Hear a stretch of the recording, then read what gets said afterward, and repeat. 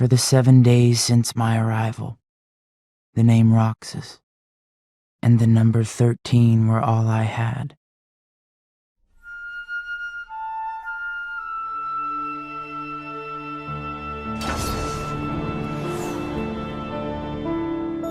What if I asked you to name the best moment in Kingdom Hearts?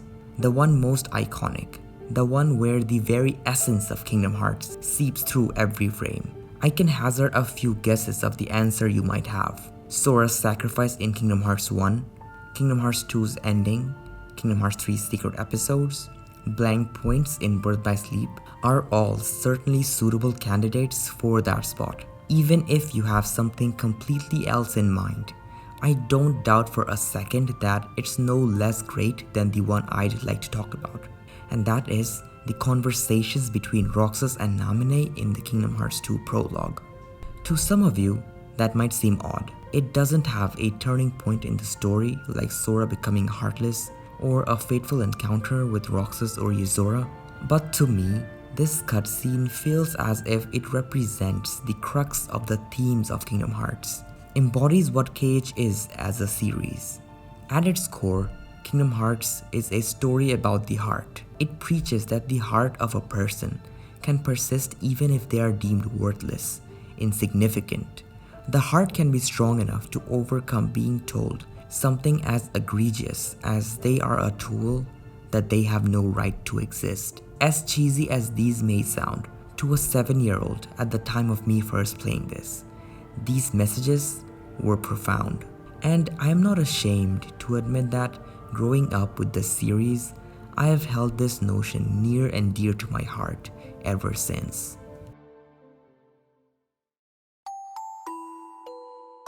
But the heart is complex. Always seeing the good side of things and trying your best to keep going is an admirable thing, don't get me wrong.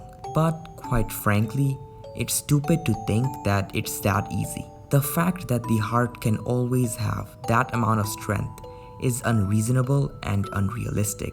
We all have our moments of weakness. It takes weeks, months, and sometimes even years to overcome those. Sometimes we may even give in and accept that it's just the way it is, that we have to live through whatever is happening for the rest of our lives. And that is perfectly normal for anyone to think and go through. The cutscenes in question handles that particular aspect beautifully. We have both Roxas and Namine, who have been stripped off of everything they had. Roxas lost his best friends, and then even his memories of them. Lived a fake life, not knowing anything about himself. And then Namine, being used from the moment she was born. And then the one connection she made, she lost as well. Till then, I'll be in your heart. To me, this cutscene shows them just accepting their fates, accepting that things aren't going to go their way and there's nothing they can do about it. I think I've been running away from the question I really want to ask. What's gonna happen to me now? Just tell me that. Nothing else really matters anymore.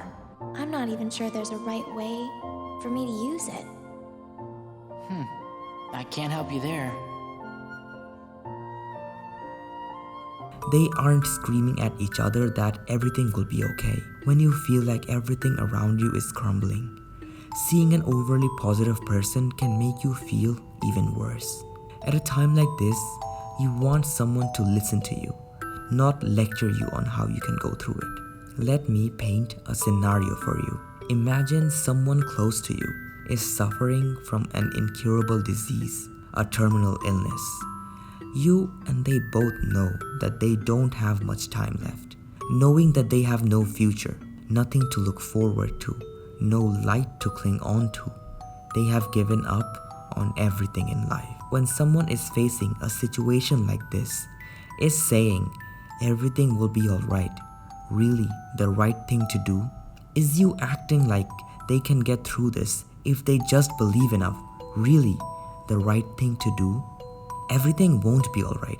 Both of you know that. So will they really find any comfort in you giving them hope, or is it delusional to think that they will? Is it pretentious to think that your saint-like words will give them solace? I don't believe there is a proper way of handling a situation like that. It's cruel for the person to know that they don't have much time left. Much more cruel than we can ever imagine. During the Kingdom Hearts 2 prologue, both of them, but mostly Roxas, has a situation similar to that in my opinion. After learning about what he's been through, he's given up on everything. He knows there's nothing he can do. He has to seize his own existence and return to Sora. He can't get back those days with Axel and Xion, no matter how much he longs for them. At this point, how is he feeling? Namine has come to the realization and accepted her miserable fate much before him. For how can you steal something precious from someone if they literally never had anything to begin with, except that one single connection?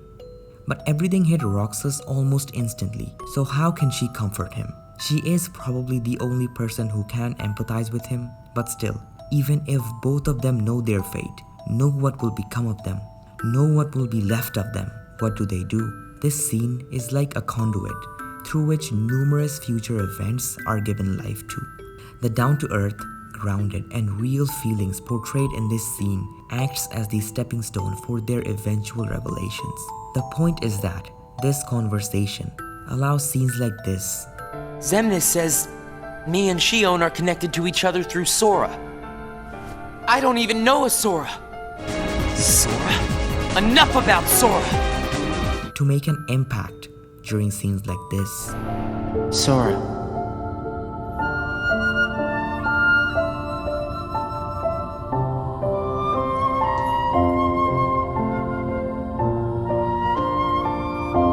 You're lucky.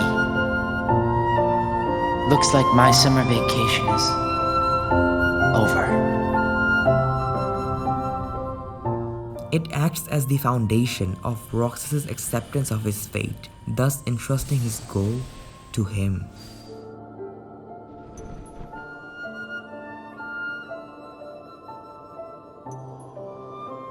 You make a good other. This could have been the other way around. Huh? But it really has to be you. What do you mean? There are so many hearts that are connected to yours. You're me, so you can feel what I felt. No. Roxas, you're you. We're not the same. I wanted to tell you that you deserve as much as I do to be your own person. Sora, see? That's why it has to be you. Throughout the entire series, we are constantly told that nobodies don't have a right to exist. They don't have a right to be. But have you ever taken a second to think about that statement?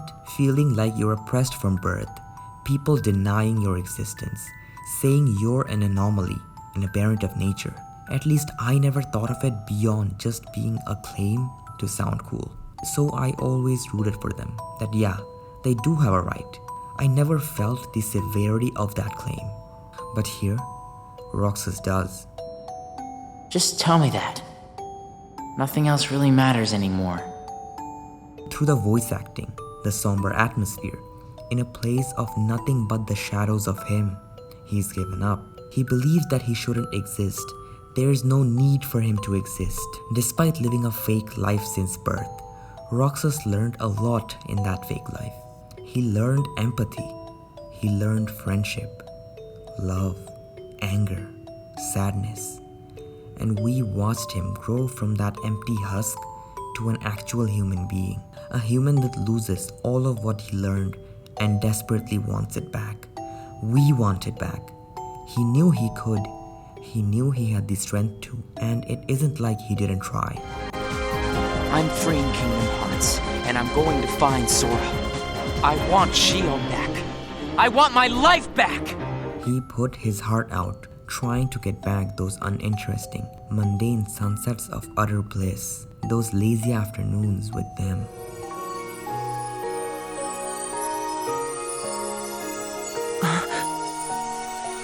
No! Shion! Who else will I have ice cream with?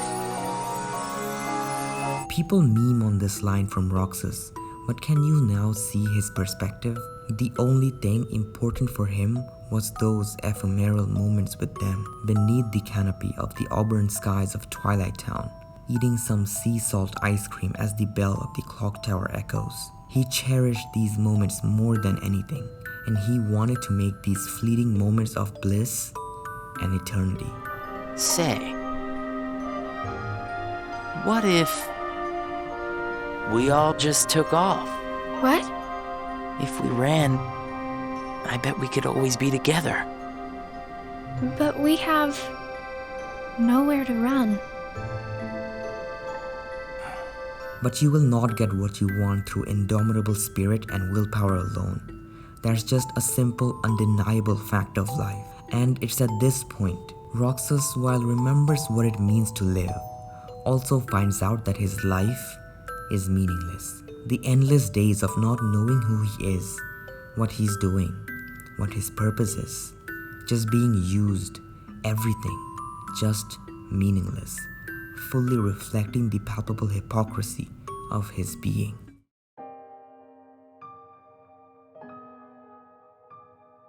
The reason why this scene works so well is because it respects the characters. It respects their themes. It respects the series' themes. There's very little music in the conversation. No dramatic angles. Just two characters talking about life and its hardships. And that is where the core beauty of this scene lies. They talk about feelings, burdens, real burdens. That is a rarity in Kingdom Hearts.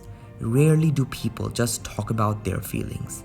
It's either a declaration that everything will be okay, just senseless comedy, or cryptic drivel. For a point of comparison, let me draw your attention towards this scene from Kingdom Hearts 3.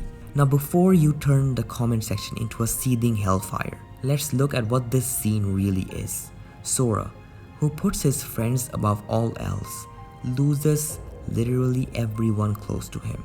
Those who have been friends with him since his childhood. Those who he's had numerous adventures with. Those who he's saved. Those who saved him. Everyone. His soul craving. Everything he stands for. Everything he fights for is taken away from him. Quite similar to Roxas and Namine's situation. Sora should have broken down. He lost every single one of his hope. Now I'm not saying that they don't say he hasn't.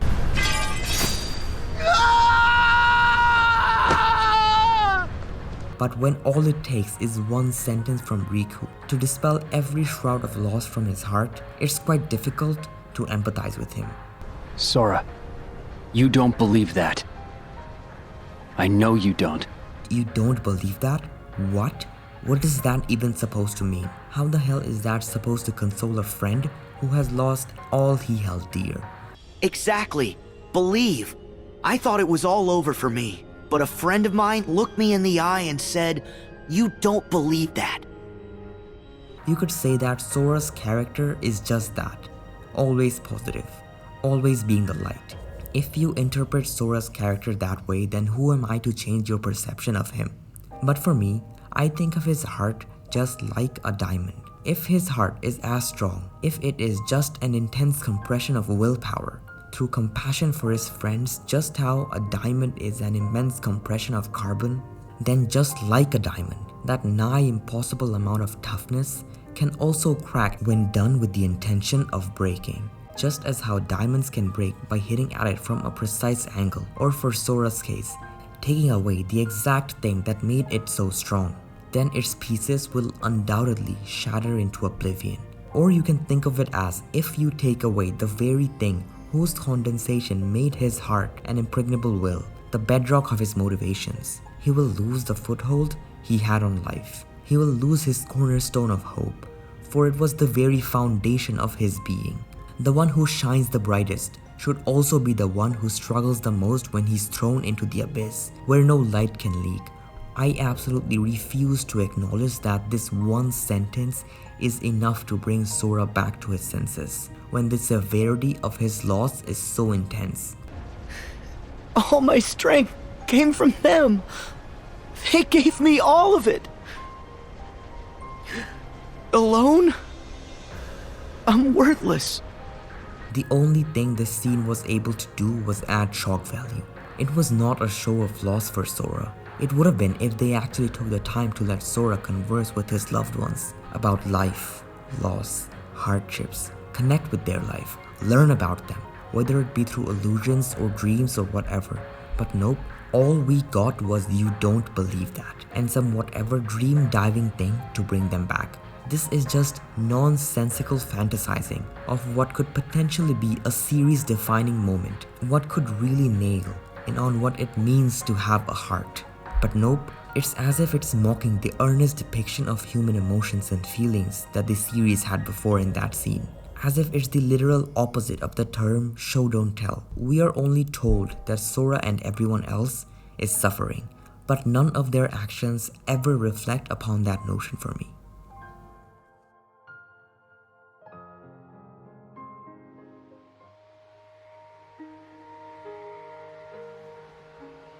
Kingdom Hearts is at its best when it's about the heart, and that conversation between Roxas and Namine for me so far is the most honest and heartfelt portrayal of a human heart. Nothing else was quite able to reach the heights as that scene did for me, which is why I deem it the best moment in Kingdom Hearts.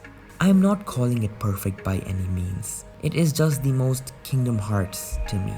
And I am most likely looking way too much into this, but the reasoning for it is, frankly, I am sad. I'm not going to argue whether or not Kingdom Hearts story is better now or before, but this distinctive feeling of humanity mixed in with the crazy world of KH is what got me into the series as a child, and it's sad for me that KH hasn't satisfied that craving for a long time. I've laid out my reason as to why. To me, they are focusing more on the fantasy elements rather than the fragile nature of the heart now, something that just isn't for me. If you enjoyed the video or found it insightful, then I hope you leave a like and subscribe. The videos I make are not quite favorable for the YouTube algorithm, so I'd appreciate it. And if you wholeheartedly disagree with me, then let me know why that is in the comments. I await your replies.